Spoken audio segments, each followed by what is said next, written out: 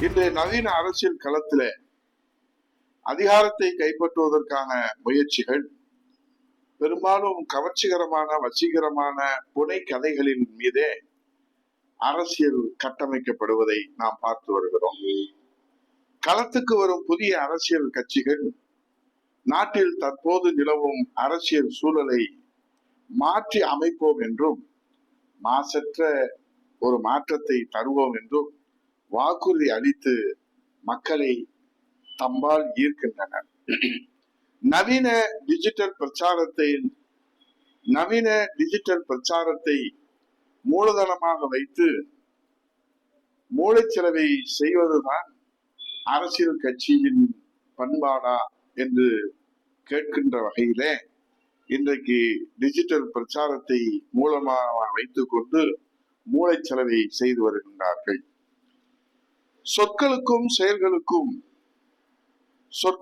செயல்களுக்கும் இடையிலான எப்போதும் மாறாத ஒருமைப்பாட்டை நிலைப்பாட்டை வைத்துத்தான் மக்கள் மதிப்பிடுவார்கள், கணக்கிடுவார்கள் கட்சியின் செல்வாக்கை என்பதை தாவேக கட்சி மறந்துதான் போனதோ.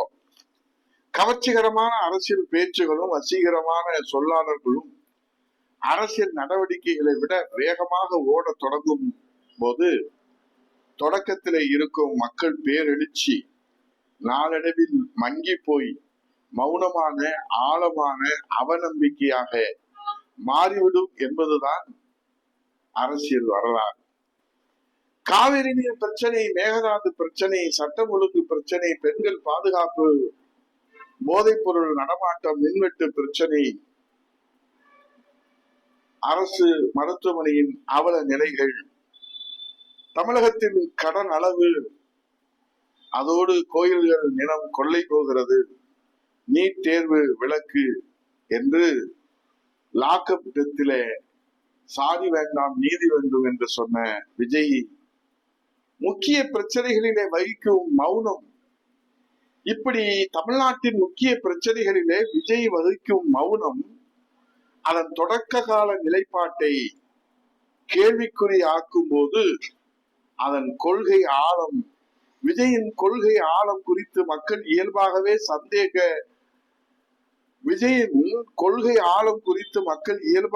சந்தேகிக்க தொடங்கிவிட்டார்கள் என்பதுதான் இன்றைய தமிழகத்தினுடைய நிலையாக, அரசியல் நிலையாக நாம் பார்க்கிறோம். தாவேக கட்சி தான் தொடக்கத்தில் பிரச்சாரம் செய்ததற்கும் விஜய் தலைமையிலான தாவேக கட்சி தான் தொடக்கத்தில் பிரச்சாரம் செய்ததற்கும் களத்திலே நடைமுறைப்படுத்துவதற்கும் இடையே இடைவெளி அதிகரித்துக் கொண்டே போகிறது. இதனால் மக்கள் புரட்சி வருமோ, இதனால் மக்கள் எழுச்சி வருமோ, இதனால் மக்கள் விழிப்புணர்ச்சி வருமோ, பொறுத்திருந்துதான் பார்க்க வேண்டும். ஆனால் ஒன்று, எப்பொழுது ஒரு அரசன் அறத்தை துறக்கின்றானோ அப்போதே அந்த அரசன் தன் ஆட்சியையும் மக்களிடமிருந்த நம்பிக்கையையும் ஒரு சேர இழப்பான் என்பதுதான் நீதி.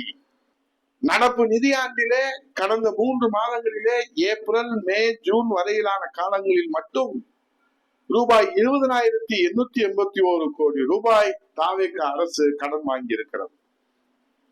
இந்த முழு ஆண்டிலே இன்னும் 1.22 லட்சம் கோடி கடன் வாங்க தாவேக அரசு திட்டமிட்டிருக்கிறது. மாநில சரக்கு மற்றும் சேவை வரி, முத்திரைத்தாள் மற்றும் பதிவு கட்டணம், விற்பனை மற்றும் வர்த்தகம் மீதான வரி என பல வகைகளிலும் வருவாய் வந்தாலும் தமிழக அரசினுடைய கடன் வாங்குகிற இந்த நிலை எங்கே போகிறது? தமிழகம். ஆகவே விஜய் தலைமையிலான தாவேக அரசினுடைய நம்பகத்தன்மை தமிழக மக்களிடத்திலே இருக்கிறதா, இழக்கிறதா? பொறுத்திருந்துதான் நாம் பார்க்க வேண்டும். நம் முதல்வர் விஜயின் மௌனமே இதற்கு சாட்சி. இதுவே தாவேகாவின் அரசாட்சி.